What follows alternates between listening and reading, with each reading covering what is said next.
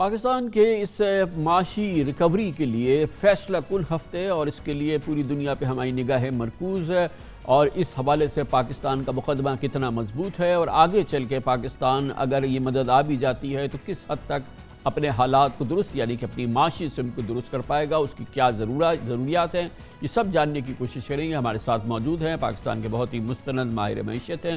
2 بار وزیر خزانہ رہ چکے ہیں پاکستان مسلم لیگ نون کی حکومت میں، ڈاکٹر مفتاح اسماعیل ہمارے ساتھ موجود ہیں۔ بہت بہت شکریہ مفتاح اسماعیل صاحب۔ یہ فرمائیے گا کہ بنیادی خبریں جو ابھی آئی ہیں ڈونرز کانفرنس سے جب ہم بات کر رہے ہیں وہ کافی اچھی ہیں، پرومسنگ خبریں ہیں، پلیجز ہیں، بہرحال وعدے ہیں، مگر یہ بین الاقوامی وعدے ہیں تو شاید پورے بھی ہوں گے۔ اس وقت کی ہماری سب سے بڑی اولین ضرورت جو ہے، کیا وہ ان وعدوں سے پوری ہوتی نظر آ رہی ہے؟ شکریہ کامران بھائی۔ دیکھیں، یہ وعدے جو تھے وہ توقع سے زیادہ اچھے ہیں، اور آئی تھنک کہ حکومت کو اس بات کی مبارکباد دینی چاہیے کہ انہوں نے انٹرنیشنل کمیونٹی کو لے آیا، اللہ کرے 10 بلین سے تجاوز کر جائیں گے یہ وعدے۔ دیٹ سیڈ، جو پاکستان کے جس کو کہتے ہیں کہ فورن فنڈنگ کا گیپ تھا یا فورن ایکسچینج کا گیپ تھا، اس میں تھوڑی سی انچ کی فائدہ ہوتا ہے۔ لیکن مجھے صرف یہ بتائیے کہ یہ تو اسپیسیفکلی ہمارے فلڈ جو ہماری مصیبتیں ہیں اس کی تعمیر نو کے لیے ہم اس کو کیا دوسرے مقاصد کے لیے استعمال نہیں کر سکتے میرے خیال میں، یا کر سکتے؟ سر، یہ ڈیپینڈ کرتا ہے کہ نیچر آف دا لون۔ جو اسلامک ڈیولپمنٹ بینک نے آپ کو 4.2 بلین دیے ہیں، میرا یہ خیال ہے، یہ صرف قیاس آ رہا ہی ہے، کہ اس میں سے 1.2 بلین جو ہے وہ ہم کو آئل کے لیے فیسلٹی ہوگی، اور 3 بلین ہم کو شاید پروجیکٹ لونز ہوں گے یا بجٹری سپورٹ لونز ہوں گے جو 3 سال میں ملنے ہیں۔ اسی طرح ورلڈ بینک کے جو ہیں وہ تو سارے کے سارے پروجیکٹس لون ہوں گے 2 بلین کے۔ ایشین ڈیولپمنٹ بینک پرائیورٹائز کر رہا ہے، اس کا مطلب ہے کسی اور جگہ پہ جو پاس تھے بلین ڈالرز وہ اس کو ادھر لے آئے گا، لیکن وہ جلدی ہم کو مل سکتے ہیں۔ مگر ان سب چیزوں کے لیے آپ کو آئی ایم ایف ہونا ضروری ہے۔ اگر آئی ایم ایف سے ایگریمنٹ ہوگا تو ہی ورلڈ بینک یا ایشین ڈیولپمنٹ بینک کے پیسے آئیں گے، اسلامک ڈیولپمنٹ کے پھر بھی آ سکتے ہیں۔ اور جو باقی جو ممالک نے گرانٹس دی ہے، جس میں کہ 500 ملین ای یو نے کہا ہے، 100 ملین چین نے، 100 ملین امریکہ نے، فرانس 10 ملین، خاص وہ ای یو کے اندر شامل ہے۔ وہ ہو سکتا ہے کہ پروجیکٹ اسپیسیفک ہوں، اور لیکن وہ گرانٹس ہوں گی، میرے خیال سے وہ لونز نہیں ہوں گے، لیکن وہ پروجیکٹ اسپیسیفک ہوں گے۔ لیکن ابھی ہماری جو اس وقت یہ ضرورت ہے، ایک تو آپ نے جیسے کہا کہ یہ ملٹی لیٹرل ایجنسیز ہیں، یہ تو پابند ہیں کہ وہ آئی ایم ایف کے پروگرام اگر ہو تو اس کے ساتھ ہمارے ساتھ چلیں۔ آئی ایم ایف کے ساتھ جو ہے وہ ہمیں فی الحال کوئی ویور نظر نہیں آ رہا، کوئی جس کو ہم کہہ سکتے ہیں کوئی لچک نظر نہیں آ رہی ہے، اور ان کی جو ریکوائرمنٹس ہیں یا جو ان کی مطالبات ہیں وہ تو ہمارے سامنے ہیں اور وہ یقیناً بہت سخت ہے۔ لیکن کیا سیلاب کی موجودہ صورتحال اور عالمی کیس کے حوالے سے اس میں کوئی، ابھی ہم دیکھیں گے آگے چل کے کیا ہو رہا ہے، مگر اس کے آثار نظر نہیں آ رہے کہ آئی ایم ایف کا کچھ اس حوالے سے کچھ ٹھنڈک پڑ رہی ہو یا وہ کچھ ہمیں لچک دکھانے کو تیار ہو؟ سر، ہماری حالت اتنی وہ اس وقت بری ہے کہ آئی ایم ایف بھی اگر یہ سوچ رہا ہے کہ زیادہ لچک دکھائیں گے تو یہ کہیں نہ کہیں ڈیفالٹ کی طرف نہ جائیں، تو ان کو بھی تھوڑا اسٹرکٹ ہونا پڑ رہا ہے، کیونکہ ان کو لون دے کر پھر پاکستان کو نیگیٹو آؤٹ کم نہیں چاہیے۔ اور وہ کیا لچک دکھائیں گے؟ اگر 2020 سے ہم نے گیس کی پرائس نہیں بڑھائی ہے تو کیا ان کی بات جسٹیفائڈ نہیں ہے کہ گیس کی پرائس تھوڑی سی بڑھاؤ؟ تو سملرلی اگر وہ کہتے ہیں کہ آپ ایکسچینج ریٹ کو یونیفائی کر لیں، تو کیا ان کی، کیونکہ آپ کے پاس پیچھے ریزروز نہیں ہیں جس سے آپ سپورٹ کر سکیں کسی ریٹ کو، آپ سعودی عرب یا یو اے ای نہیں ہیں، تو کیا یہ بات جسٹیفائی نہیں ہے؟ تو لیکن میں سمجھتا ہوں کہ ایک مرتبہ اگر ان کو ادھر لے آتے ہیں، جو وزیر اعظم صاحب کی بات بھی ہوئی، اگر ایک مرتبہ ٹیبل پہ بیٹھتے ہیں تو پھر کچھ گیو اینڈ ٹیک ہو سکتی ہے، لیکن وہ ٹیبل پہ آنے کے لیے تیار ہو جائیں، اس کے لیے جو منیمم چیزیں ہیں وہ کر لیں اور ان کو ٹیبل پہ لے آئیں۔ تو آپ کو اس وقت کی جو ہماری ضرورت ہے اور جو سب سے بڑی ضرورت ہے، جو ہماری ایکسٹرنل لائبلٹیز ہے وہ پوری ہو، اور جو ہم پہ جو تلوار ڈیفالٹ کی لٹک رہی ہے وہ ختم ہو، اس کے لیے آئی ایم ایف سے بات چیت ہو جانا کافی ہوگا آپ کے خیال میں؟ میں یہ سمجھتا ہوں کہ کامران بھائی دیکھیں کہ اگر ایک مرتبہ آئی ایم ایف آ جاتا ہے، وہ انشورنس آ جاتا ہے، اس کے بعد آپ کو یہ پیسے بھی آ جائیں ہیں تو پھر اس کے بعد آپ کی چیزیں بہتر ہونا شروع ہو جاتی ہیں۔ اس وقت مثال کے طور پہ روپے کی 3 قسم کی ڈیمانڈ ہے۔ ایک تو ٹرانزیکشن ڈیمانڈ ہے، مجھے کچھ امپورٹ کرنا ہے تو میں روپے کو ڈالر میں کنورٹ کروں گا، لیکن اس وقت لوگ جو ہے وہ ڈالر کو سیفٹی کے لیے بھی جا رہے ہیں، اس کی ایک بہت بڑی ڈیمانڈ نکل آئی ہے جس کی وجہ سے ڈالر روز اوپر جا رہا ہے، پھر اسپیکولیشن کر رہے ہیں کہ یار شاید اور ڈالر بڑھ جائے۔ جب آپ آئی ایم ایف سے یہ بات کریں گے اور لوگوں کو لگے گا کہ پاکستان میں ڈیفالٹ کا چانس کم ہو گیا ہے یا ختم ہو گیا ہے، تو آٹومیٹکلی وہ ڈالر جو ہے وہ واپس روپے میں آ جائے گا، کیونکہ لوگوں کو یہاں پہ گھر لینے ہیں، شادیاں کرنی ہیں، دیگر کام کرنے ہیں بچوں کے، تو یہ پھر اس کے بعد خود بخود پاکستانی روپیہ بڑھ جائے گا۔ لیکن اس کو آپ زبردستی نہیں کر سکتے، آپ کو فنڈامنٹلس کو ٹھیک کرنا ہے، یعنی کہ آپ کو ڈیفالٹ کا رسک کم کرنا ہے، اور سب سے آسان جو طریقہ ہے وہ یہی ہے کہ آپ IMF سے ڈیل کر لیں۔ ہم آپ سے بات کرتے ہیں، ایک چھوٹا سا بریک لیں گے، جس کے بعد ہم واپس آتے ہیں۔ مفتاح اسماعیل صاحب ہمارے ساتھ ہیں۔ Welcome back. بدترین معاشی بدحالی کے پس منظر میں ہمیں کچھ بہتر خبریں ملی ہیں، خاص طور پہ وہ ڈونرز کانفرنس جو پاکستان کی سیلاب زدہ علاقوں کی تعمیر نو کے حوالے سے جنیوا میں ہو رہی ہے۔ اس کے علاوہ آرمی چیف کے دورہ ہے، سعودی عرب کا مکمل ہوا ہے، ابوظہبی کا شروع ہوا ہے، کل اس کا اہم دن ہوگا۔ پاکستان کو اس وقت جو شدید ضروریات ہیں اس کے لیے یقیناً یہ ایک بہت امپورٹنٹ ڈیولپمنٹ ہے، لیکن ایک بات اپنی جگہ برقرار ہے کہ پاکستان کا IMF پروگرام ابھی بھی معلق ہے، اور اس حوالے سے IMF اور پاکستان کے درمیان ایک تعطل کی فضا ہے جو کہ قائم ہے۔ اس موضوع پہ بات کرنے کے لیے ہمارے ساتھ ڈاکٹر مفتاح اسماعیل، 2 بار پاکستان کے وزیر خزانہ رہ چکے ہیں، ہمارے ساتھ موجود ہیں۔ بہت بہت شکریہ ڈاکٹر صاحب۔ بتائیے گا، مسئلہ تو ہمارا بنیادی طور پہ یہ ہے کہ ہمیں اپنی ادائیگیاں کرنی، ہماری ایکسٹرنل لائبلٹیز ہیں وہاں، اور اس میں کوئی کسی قسم کی فی الحال کنسیشن کی کوئی خبر نہیں ہے۔ وہ ہماری اگر IMF کے ساتھ ہم بات مان لیتے یہ ہو جائے تو وہ کور ہو جائے گا معاملہ؟ سر وہ ہمارا یہ خیال تھا سال کے شروع میں کہ اگر IMF سے بات ہو جائے گی تو وہ کور ہو جائے گا۔ دیکھیں اس میں زیادہ تر جو پیسے ہیں، مثال کے طور پر 10 بلین تو یہ 3 فرینڈلی کنٹریز نے دیے ہوئے ہیں آپ کو، 4 بلین چین نے، 3 بلین سعودی نے، اور 2.5 بلین جو ہے وہ UAE نے، تو وہ تو ری رول کر دیتے ہیں اور وہ انشاءاللہ ہو جائے گا۔ اس کے بعد آپ کے ورلڈ بینک اور IMF کے پیسے آپ کو دینے ہوتے ہیں، ایشین ڈیولپمنٹ بینک کے پیسے ضرور دینے ہوتے ہیں، وقت پہ دینے ہوتے ہیں، اور وہ ریسکیجول بھی نہیں ہو سکتے۔ لیکن کیا ہوتا ہے کہ اگر آپ کو ورلڈ بینک کو سمجھ لیجئے کہ $1200 ملین دینے ہیں، تو آپ کو $1700 ملین کا انہوں نے اس سال دینے کا وعدہ کیا تھا، تو ان سے ہم کو کچھ زیادہ ہی پیسے مل جاتے ہیں۔ پھر آپ کے کمرشل بینکس ہوتے ہیں، اگر آپ IMF پروگرام میں ہوں تو کمرشل بینکس کے لونز جو ہیں وہ عموماً ری رول ہو جاتے ہیں، جو بھی کائبور یا لائبور کا جو ریٹ ہوتا ہے اس سے اوپر نیچے۔ اب مثال کے طور پہ ہم کو جو $1.1 بلین ابھی دینا پڑا، یہ ہم کو شاید ہم کو نہیں دینا پڑتا اگر ہم نے اکتوبر نومبر میں IMF سے بات کر لی ہوتی، IMF کے پروگرام میں ہوتے، تو یہ شاید پیسے وہ والے بینک جو ہیں وہ مان لیتے کہ ہاں چلو ری رول کر دو۔ اس وقت ان کو پاکستان کا رسک زیادہ لگ رہا تھا، اس لیے انہوں نے واپس کر لیا۔ تو اب آپ کو IMF سے جب آپ واپس بیٹھیں گے تو آپ کو تھوڑے سے اور پیسوں کا شاید انتظام کرنا پڑے،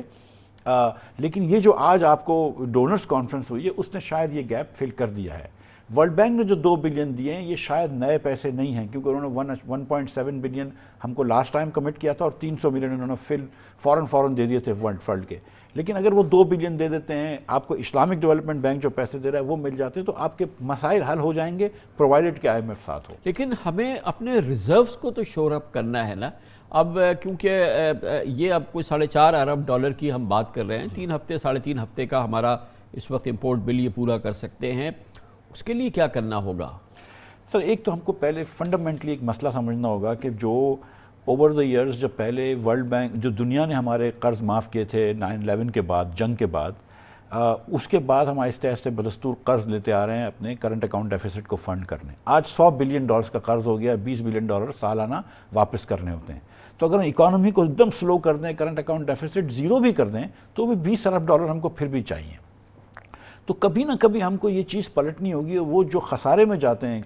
جاری تجاروں کے، جاری اکاؤنٹس کے، اس کو ہم کو سرپلس میں لینا پڑے گا۔ کبھی نہ کبھی ہم کو اپنا جو ہے ایکسپورٹ وہ زیادہ کرنا پڑے گا امپورٹ کے، یا پھر آپ اپنے ملک کو اس قسم کا کمپیریٹو کر دیں کہ آپ کو دنیا سے فورن ڈائریکٹ انویسٹمنٹ اتنی زیادہ آنے لگے جیسے دوسرے ممالک کو آتی ہے کہ آپ کو یہ پیسہ دینا مشکل نہ ہو جائے، اور وہ فورن ڈائریکٹ انویسٹمنٹ آئے آپ کی ایکسپورٹ سیکٹر میں، تو وہ پاکستان میں نہیں ہوتا ہے۔ اور جب اس قسم کا حال ہے تو پھر فورن ڈائریکٹ انویسٹمنٹ بالکل نہیں آتی ہے، جب 2 ریٹس ہوں وغیرہ وغیرہ، تو آپ کو فنڈامنٹلی آپ کو جو ہے نا سر،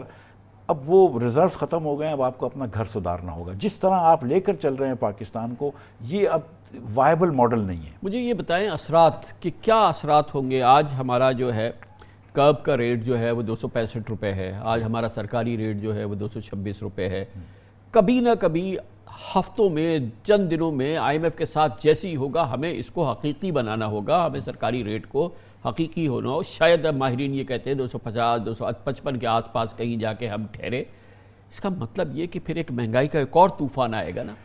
سر دیکھیں اور کیا اثرات ہوں گے اس کے؟ سر دیکھیں ایک تو گزارش ہے کہ مہنگائی کا اس لیے طوفان نہیں آئے گا کہ جو آج اس وقت جس نصیب دار آدمی کی سے LC کھل جاتی ہے اور 227 میں اس کو ڈالر مل جاتا ہے، وہ بیچ 227 کے حساب سے نہیں رہا جو مال امپورٹڈ منگواتا ہے، وہ تو 260 کے حساب سے منگواتا ہے، کیونکہ ریپلیسمنٹ ڈالر ہے۔ اگر آپ IMF سے بات کر لیتے ہیں اور یہ یونیفائی کر دیتے ہیں ریٹ، تو یہ بات درست ہے کہ ڈالر تھوڑا سا اوپر چلے جائے گا آفیشیلی، لیکن ساتھ ساتھ آپ کی جو اس وقت اسپیکولیٹو ڈیمانڈ ہے اور جو اسٹور آف ویلیو ڈیمانڈ ہے ڈالر کی، جو لوگ بھاگ رہے ہیں ڈالر میں سیفٹی کی ڈیمانڈ، وہ کم ہو جائے گی، تو آٹومیٹکلی ڈیمانڈ فار ڈالر کم ہوگی، تو تھوڑا سا جو ہے وہ روپیہ اٹھنا شروع ہوگا۔ جو آدمی پاکستان میں رہتے ہیں ان کو پاکستان میں بہرحال صنعت کاری کرنی ہے، سرمایہ کاری کرنی ہے، اخراجات کرنے ہیں، تو وہ ہر وقت ڈالر نہیں رکھ سکتے۔ آپ کا ریمیٹنس کا ڈالر جو ہے وہ زیادہ بڑھ جائے گا، آپ کا ایکسپورٹر جو ڈالر باہر رکھ رہا ہے وہ آنا شروع ہو جائے گا۔ تو میرا نہیں خیال ہے کہ اتنا ہم کو ڈرنا چاہیے، لیکن ایٹ دا سیم ٹائم لیکن ڈرے نہ ڈرے، کرنا تو پڑے گا، کرنا تو پڑے گا۔ یہ ایک کڑوی گولی کھانی ہے، لیکن آپ اس کو جتنی دیر کریں گے۔ آپ کا کیا اپنا تجربہ اور آپ کی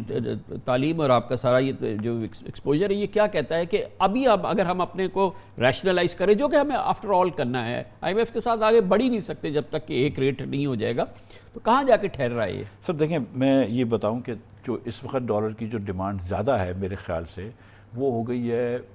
سیفٹی کی ڈیمانڈ، کہ لوگ جن کے پاس 20 لاکھ روپیہ، 2 کروڑ روپے جو بھی پیسے پڑے ہیں، پاکستان میں عموماً پاکستانی کی یہ سوچ ہوتی تھی کہ پہلے ایک زمین خرید لیں، گھر خرید لیں، تاکہ اگر میری آنکھ بند بھی ہو جائے تو بیوی بچوں کے سر پہ ایک چھت ہو۔ آج وہ پاکستانی جس کے پاس روپیہ پڑا ہے وہ ڈالر خرید رہا ہے۔ تو آپ کو یہ ڈیمانڈ چینج کرنی پڑے گی۔ میں سمجھ رہا ہوں کہ اگر آپ اس کو فری مارکیٹ چھوڑ دیں تو ایونچولی جو ہے وہ ایسی ویلیو پہ آ جائے گا کہ جہاں پہ ہمارا ایکسپورٹ بڑھ سکے اور امپورٹ تھوڑا کم ہو جائے، اور اگر وہ 250 ہوتا ہے تو فبیہا، اگر اس سے کم ہوتا ہے تو بھی اس وقت اس کو آپ کی کوشش یہ ہونی چاہیے کہ آپ کو ملک کو اسٹیبلائز کریں۔ آپ کی کوشش یہ نہیں ہونی چاہیے کہ آپ ڈالر کا ایک نامنل نمبر رکھیں۔ تو اس وقت اس کے اوپر ابسیس کرنا چھوڑ دینا چاہیے۔ ٹھیک ہے، گاڑیاں مہنگی ہو جائیں گی، میں سمجھتا ہوں بہت ساری چیزیں مہنگی ہو جائیں گی، لیکن غریب کی کنزمپشن باسکٹ میں اب بھی امپورٹڈ چیزیں کم ہوتی ہیں، اس کو اتنی پریشانی نہیں ہوگی۔ اور اگر جہاں تک اس کو پریشانی ہو رہی ہے، آٹا وغیرہ مہنگا ہو رہا ہے، تو اس کی آپ سپورٹ کر سکتے ہیں۔ آٹا تو اب بھی مہنگا ہو رہا ہے۔ صاحب جیسے آپ نے کہا پاکستان پر بھی اعتماد بڑھانے کی ضرورت ہے، اس کے سرمایہ کار کا، اس کے تمام ایسے پیسے والوں کا، یا جو جن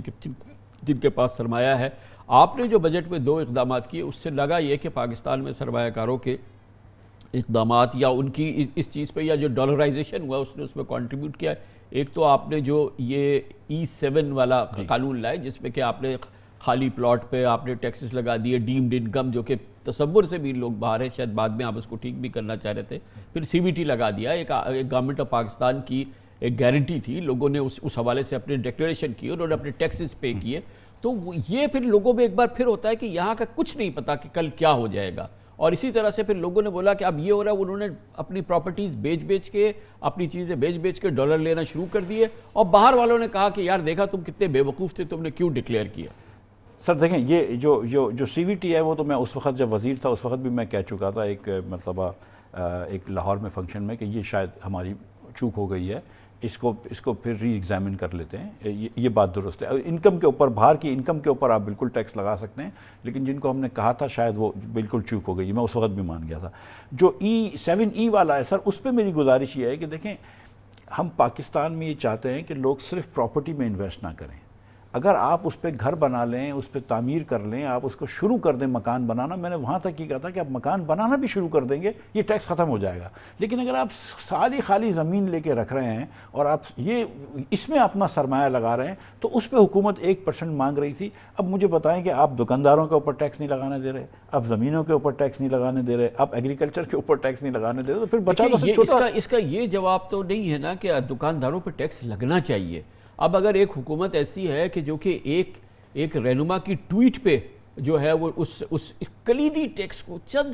ہزار روپے کے ٹیکس کو ختم کر دیتی ہے، آپ زمینداروں پہ ٹیکس نہیں لگا رہے، آپ کچھ نہیں، تو اس کا یہ حل تو نہیں جو بیچارہ ٹیکس دے رہا ہے، جو اپنی ہر چیز کو ڈکلیئر کر رہا ہے، جو کہ ہر لحاظ سے اس کا حقدار ہے، وہ کیپٹل گین ٹیکس بھی دے گا آپ کو جیسے ہی وہ بیچے گا، کہ اس کا گلا گھونٹ دے۔ سر اس میں بھی دیکھیں، گزارش یہ تھی کہ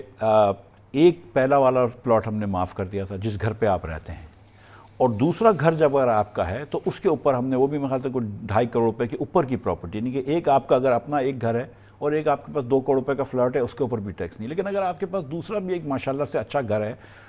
یا کوئی ایسی چیز ہے، تو پھر اس کے اوپر تو میرے خیال سے اب دیکھیں نا، مجھے نمبرز پورے کرنے ہیں۔ ایگریکلچر ٹیکس جو تھا، یہ تو عجیب بات ہے نا کہ ایک خالی پلاٹ اس پہ کہے کہ یہ اس کی ڈیمڈ ان کا گھر بنے گا تو یہ کرائے پہ جائے گا تو اس پہ میں ٹیکس لوں گا، یہ تو مفتاح اسماعیلی انوینٹ کر سکتے تھے، یہ تو کوئی ناممکن بات ہے۔ وہ تھوڑی سی عجیب سی بات تو ہے۔ ابھی اس وقت میں زیادہ اس پہ کامنٹ نہیں کروں گا کیونکہ اس پہ کیسز چل رہے ہیں سر، تو وہ تھوڑا سا میں حکومت پاکستان کے کیس کو خراب نہیں کرنا چاہ رہا۔